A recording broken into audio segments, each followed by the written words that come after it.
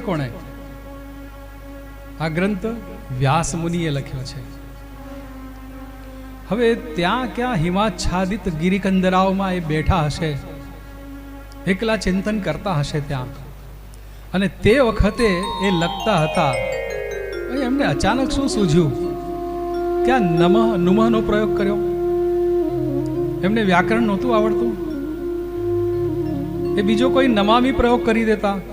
કદાચ છંદ ભંગ થાય કે નુમઃ બે શબ્દ બે અક્ષર છે અને નમામી 3 અક્ષર હોય તો એવું કરી શકતા હતા, શ્રી કૃષ્ણાય નમો નમઃ એવું કરી શકતા હતા. કારણ કે નમઃ સાથે ચતુર્થી વિભક્તિ વપરાય વ્યાકરણની દ્રષ્ટિએ.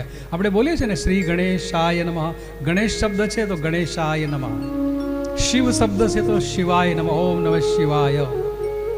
ગુરુ છે તો ગુરવે નમઃ. યા દેવી સર્વભૂતેષુ શક્તિ રૂપેણ સંસ્થિતા નમસ્તસ્यै નમસ્તસ્यै. એ તસ્यै પણ ચતુર્થીનું રૂપ છે.